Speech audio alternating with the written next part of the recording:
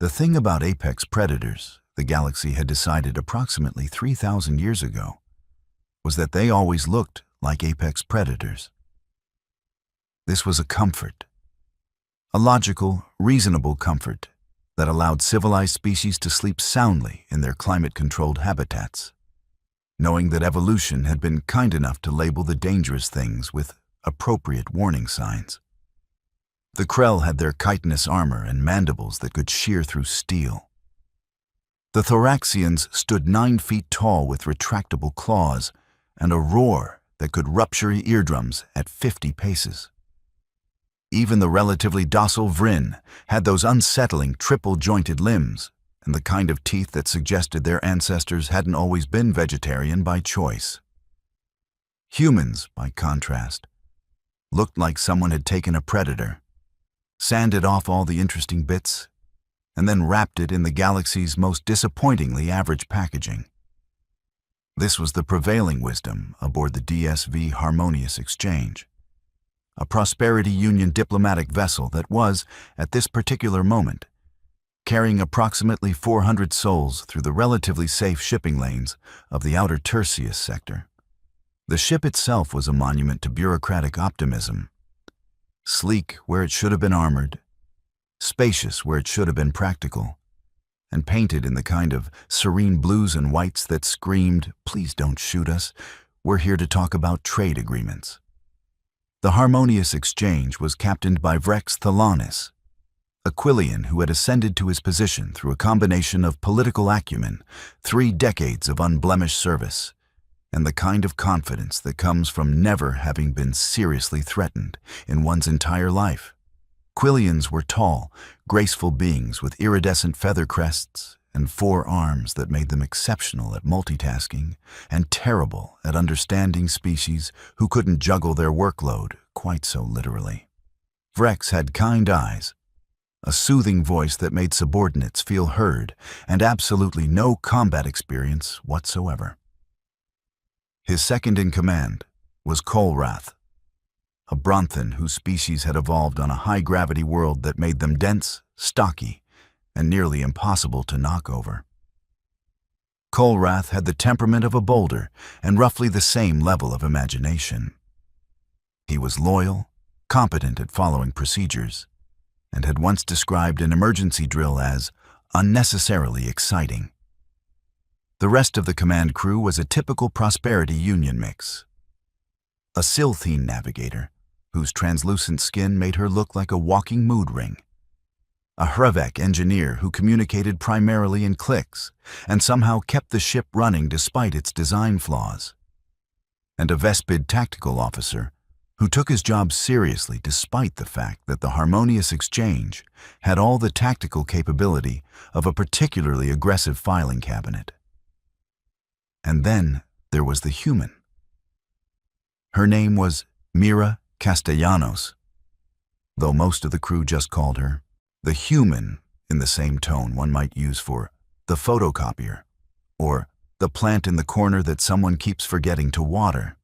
She was small by Galactic standards, barely 5.5 feet tall, with dark hair pulled back in a practical ponytail, brown eyes that seemed perpetually sleepy, and the kind of soft features that made her look approximately 12 years old by most species standards. Her job was listed as cultural liaison and xenobiological consultant, which was bureaucratic speak for the person we keep around to explain human things when they come up in negotiations. Mostly, she filed reports, smiled politely at jokes she'd heard 17 times before, and drank an alarming amount of coffee from a thermos covered in stickers with incomprehensible human humor. "Decaf is a war crime," one read. "I'm not short, I'm fun-sized," declared another. The crew found these charming in the way one finds a child's drawings charming, mildly amusing, but ultimately inconsequential. Mira had been aboard for 8 months. In that time, she had proven herself to be unfailingly polite, remarkably patient with condescension, and possessed of an almost supernatural ability to remain cheerful in the face of the universe's most boring meetings. She laughed at herself easily, never raised her voice, and had a habit of apologizing for taking up space. The crew liked her the way one likes a particularly agreeable houseplant.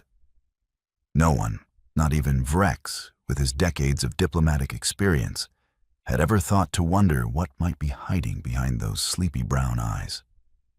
The galaxy, as it turned out, was about to receive a rather pointed education on the subject. The pirates called themselves the Cravathi Marauders, which sounded impressive right up until you learned that Cravathi roughly translated to very angry in their native tongue, suggesting a certain lack of creativity in the naming department. What they lacked in branding, however, they made up for in violence, efficiency, and a profitable business model built on the simple principle that diplomatic vessels were soft targets full of valuable cargo and even more valuable hostages. Their ships came screaming out of FTL like bats out of hell. Assuming hell was a particularly aggressive fire sale and the bats were heavily armed corvettes with the aesthetic sensibility of a junkyard crossed with a death metal album cover. There were 5 of them, each bristling with weapons that had absolutely no business being on vessels that size. And they moved with the kind of coordination that suggested this wasn't their first robbery. The harmonious exchange detected them approximately 4 seconds before the first warning shot vaporized a communications array. "Captain!" The Vespid tactical officer's voice cracked across the bridge, his antennae vibrating with alarm. 5 bogies, Cravathi configuration, weapons hot. Vrex's feather crest flattened against his skull. The Quillian equivalent of someone's face going pale. "Hail them. Perhaps this is a misunderstanding." The second shot took out their primary thruster. "I'm going to call that a no on the misunderstanding front." Kolrath rumbled, his dense fingers already working the emergency protocols. "Shields are up, but they won't last long. These things are built for hugging, not fighting." "Distress beacon?" Vrex managed, his forearms working different controls with the desperation of someone trying to stop a sinking ship by bailing with teacups. "Already sent. Nearest Prosperity Union patrol is 6 hours away."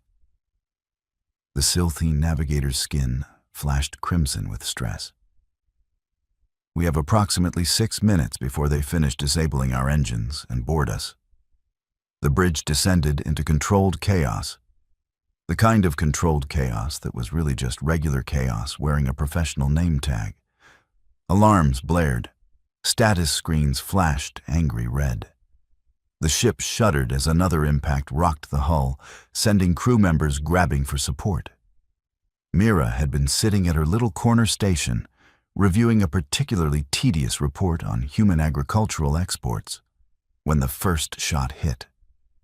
Her coffee thermos tipped over, spilling the last of her morning fuel across a data pad. She stared at the spreading brown stain for a moment, her expression unchanging. Then something shifted. It wasn't dramatic. There was no glowing aura, no sudden burst of power. But if anyone had been paying attention, which they weren't, because they were all rather busy panicking, they would have noticed that Mira's posture changed. Her shoulders straightened, her head tilted slightly, and those sleepy brown eyes suddenly looked a lot less sleepy and a lot more focused. She stood up, leaving the spilled coffee where it was, and walked toward the command cluster with a kind of deliberate calm that looked wildly out of place on a ship that was actively being shot at. "Captain," she said, her voice cutting through the chaos with surprising clarity. "What's our tactical status?" Vrex spared her a glance, his expression somewhere between incredulous and too busy to care. "Mira, please return to your station and secure yourself. This is a crisis situation." "Yes, I noticed the being shot at part," Mira interrupted, which was probably the first time in 8 months she'd interrupted anyone. "That's why I'm asking about our tactical status. Do we have weapons? Point defense? Anything? The Vespid tactical officer chittered something that might have been a laugh or might have been hysteria. We have 2 plasma turrets rated for asteroid deflection and a cargo bay full of diplomatic gifts. Unless you think we can weaponize ceremonial fruit baskets. The plasma turrets. Where are they controlled from? Secondary weapons station, but they're useless against military-grade shields. Mira was already moving. She crossed the bridge with quick, efficient steps, sliding into the weapons station chair and pulling up displays with a kind of familiarity that made several crew members blink in confusion. Mira, what are you? Rex started. Buying us time. Her fingers flew across the controls with speed that definitely didn't match her usual hunt and peck typing style. Kolrath, I need you to vent plasma from the port coolant system on my mark. Navigator, spin us 15 degrees starboard and kill forward momentum. Why would we? Kolrath began. Because I asked nicely, and because we have about 90 seconds before they finish their boarding approach. Mira's voice had changed. It was still polite, technically, but there was something underneath it now. Something that made it less of a request and more of a statement about how reality was going to unfold. Captain, with respect, either trust me or watch them crack this ship open. Your call. Rex stared at her for a long moment. Then, because he was a good captain and because he genuinely had no better options, he nodded. Do what she says. What happened next would later be described in the after-action report as tactically unorthodox and possibly insane. And how did she even know that would work? The harmonious exchange spun, venting superheated plasma in a cloud that blossomed across their port side, just as 2 Cravathi corvettes moved in for docking. The plasma cloud obscured sensors and forced the pirates to veer off. In that moment of confusion, Mira fired both asteroid defense turrets. Not at the ships, which would have been useless, but at the plasma cloud itself. The superheated gas ignited. It wasn't an explosion, not really. It was more of a very aggressive cough that sent both pirate ships tumbling, their shields overloading from the thermal shock. It bought them maybe 2 minutes. Mira used every second. They'll compensate and come in from 3 vectors next time, she said, her voice absolutely calm in a way that was starting to creep out the bridge crew. We can't stop them, but we can make the boarding expensive enough that they'll think twice about keeping at it. How? Rex asked, his voice barely above a whisper. Mira turned to look at him, and for the first time, the captain of the Harmonious Exchange saw something in her expression that made his feather crest stand on end. She smiled. It wasn't a nice smile. We give them what they want. We let them board. The thing about humans that the galaxy consistently failed to understand, despite having 3 full decades of diplomatic relations to figure it out, was that they were really, really good at pattern recognition. Not in the fun way, like solving puzzles or playing strategic games, but in the deeply unsettling way where they could look at a situation and immediately extrapolate 7 different ways it could kill them, and 17 ways they could kill it first. Mira had spent 8 months aboard the Harmonious Exchange, doing nothing more threatening than filing reports and smiling politely. She had also spent those 8 months memorizing every corridor, every access panel, every system junction, and every potential choke point on the ship. Not because she was paranoid, though she was, by galactic standards, incredibly paranoid, but because that's just what humans did. You got on a ship, you learned the ship, and you figured out how you'd fight your way out if things went wrong. It was practically instinct.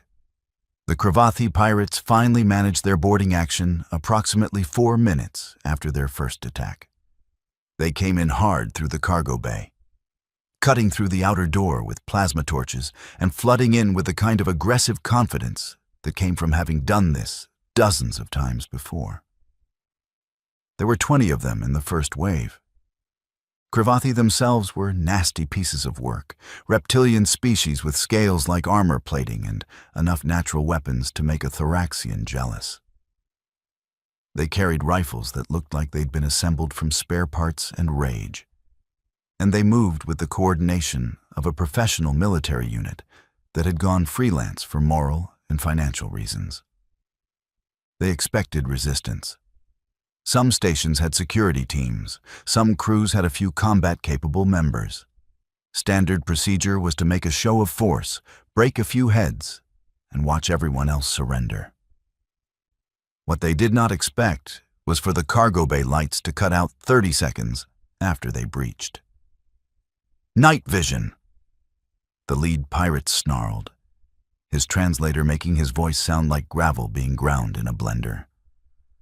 "Standard sweep formation. Watch for..." The first pirate died when a cargo container weighing approximately 3 tons fell on him from above. The second died when the chain holding that container, which definitely shouldn't have been loose enough to fall, whipped around and caught him across the throat with enough force to decapitate him.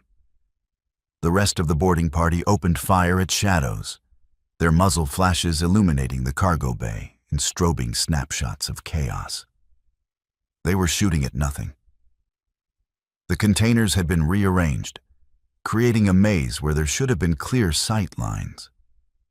Their thermal imaging showed heat signatures everywhere, dozens of them, scattered throughout the bay. Most of them were heating elements pulled from food storage units. 3 of them were crew members who'd been too slow to evacuate. One of them was Mira. She moved through the darkness like she'd been born in it, her soft shoes making no sound on the deck plating. Everything about her body language had changed. The apologetic posture was gone. The sleepy expression had been replaced by something focused and calculating, and deeply, viscerally frightening to anything with survival instincts. The pirates were hunters. They'd been hunters their entire lives. They knew what it felt like to be the thing doing the hunting. This was different. This was what it felt like to be prey. Mira had armed herself from the emergency lockers, not with the ceremonial plasma pistols that the ship's token security team carried, but with a maintenance pry bar, a roll of industrial adhesive tape, and a ceramic knife from the galley. In the hands of most species, these would have been improvised weapons at best. In her hands, they became very efficient ways to end lives. She dropped from an overhead pipe onto a pirate's back, the pry bar hooking around his throat and leveraging his own armor against him. He went down choking. She was already moving, rolling behind cover as return fire chewed up the space where she'd been standing. The ceramic knife flashed out, severing a hydraulic line. Pressurized fluid sprayed, and in the confusion, she was on the next pirate. The tape wrapping around his rifle muzzle and his throat in one smooth motion. The galaxy's sophisticated species had forgotten something important.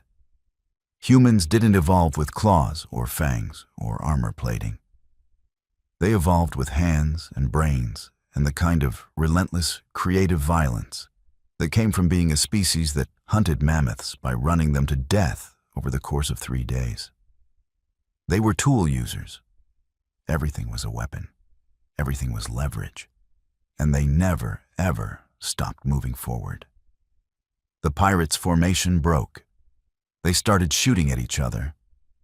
In the darkness and chaos, with their squad members dropping one by one to an enemy they couldn't see or track, their discipline evaporated.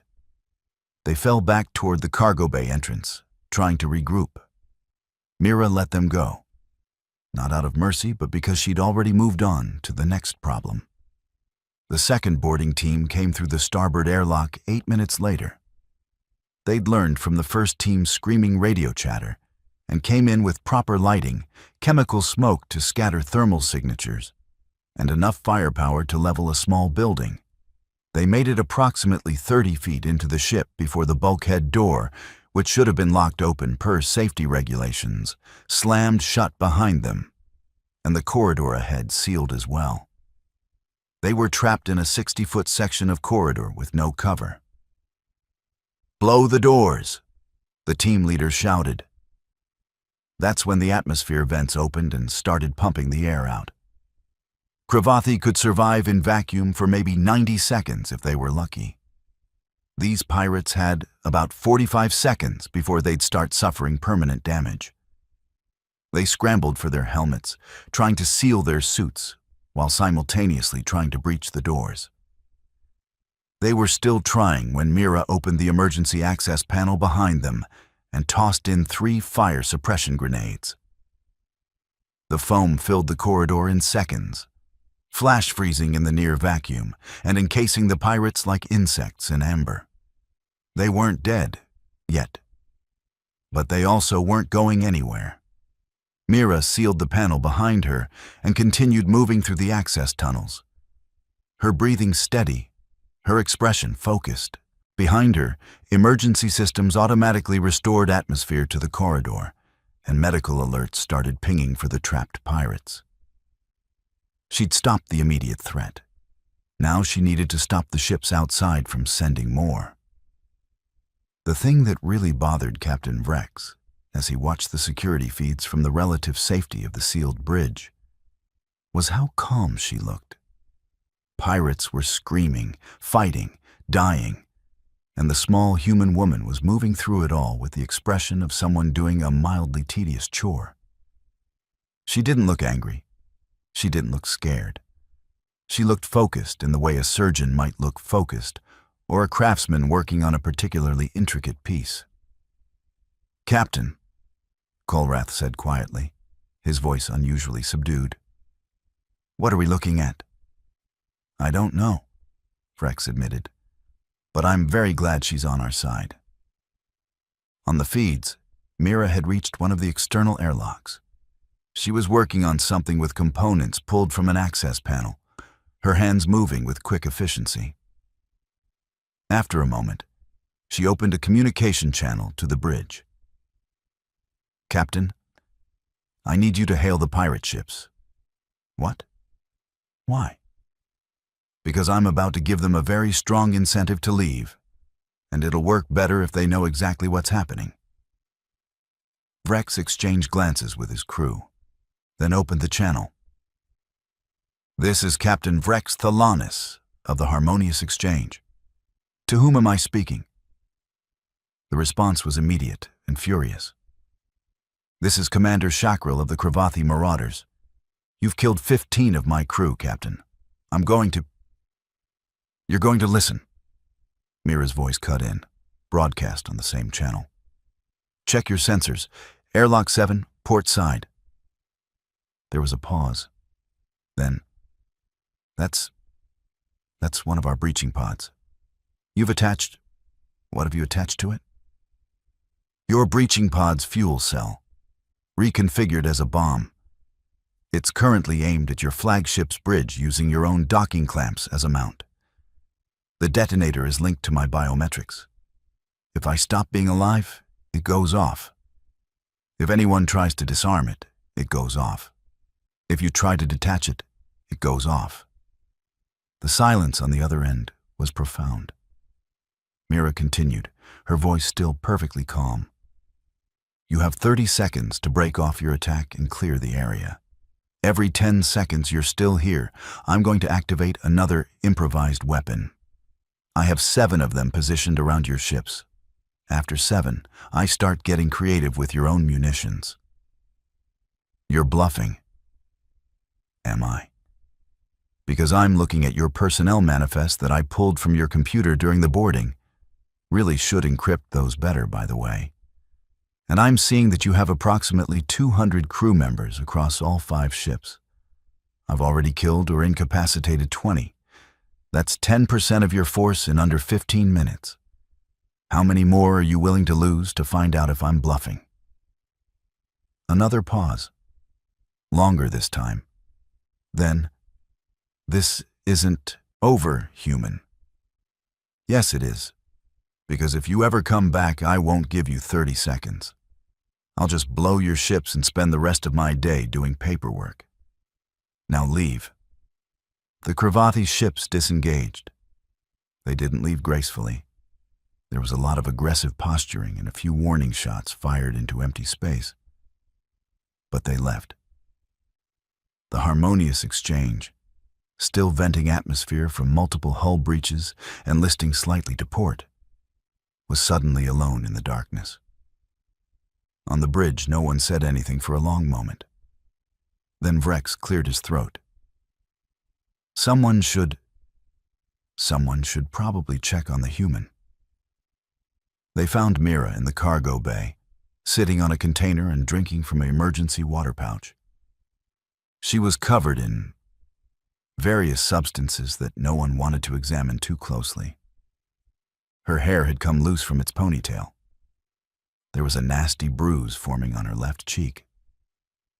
She looked up as the command crew entered, her expression shifting back to something that resembled her usual mild demeanor. "Oh, hey. Sorry about the mess. I'll help clean up once medical clears me." Vrex approached slowly, his feather crest flat with a combination of fear and confusion. "Mira, what? How did you—" She tilted her head. "How did I what? How did you do all of this?" He gestured vaguely at the cargo bay, at the unconscious pirates being tended by medical teams, at the improvised weapons and the general chaos. Mira looked genuinely confused. "I just did what needed doing. I mean, they were going to rob us and probably sell us as hostages.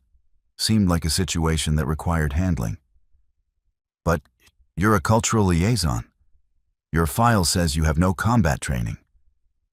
"Oh no, I have tons of combat training. 4 years of military service before I went into diplomatic work." She paused. "Did I not mention that? I feel like that should have come up during the hiring process." "It most certainly did not." "Huh. Weird. Yeah, no, I was a combat engineer. Specialization in hostile boarding actions and urban warfare. Did a tour on 3 different stations, dealt with pirate attacks, smuggling interdictions, the usual." She said this with the same casual tone one might use to discuss a previous job in retail. "Is that going to be a problem? Because honestly, I really like the filing work. It's peaceful, very low stress."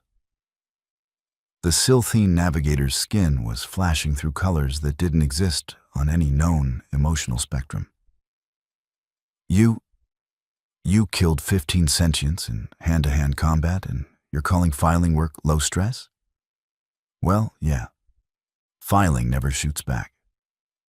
Mira stood up, wincing slightly. "Anyway, I should probably get to medical.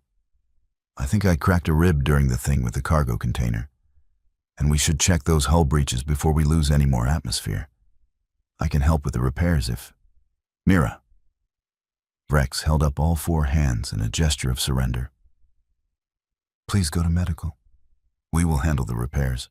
And then we're going to have a very long conversation about your personnel file."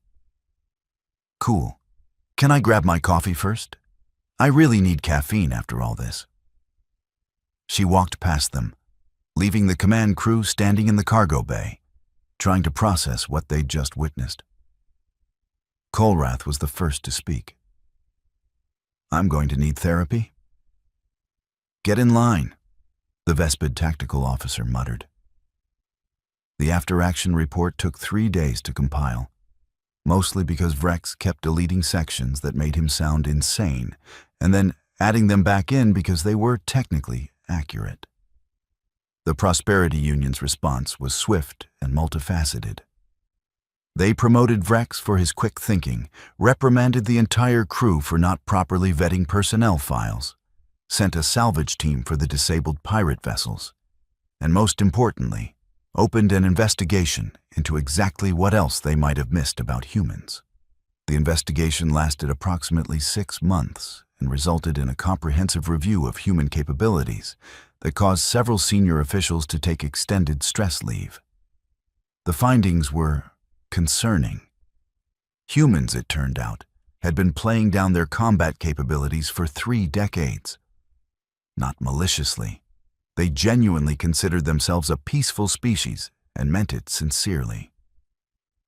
It's just that their definition of peaceful was calibrated against a historical record that included 2 world wars, countless smaller conflicts, and a pre-space flight period that could generously be described as enthusiastically violent. They'd evolved on a death world.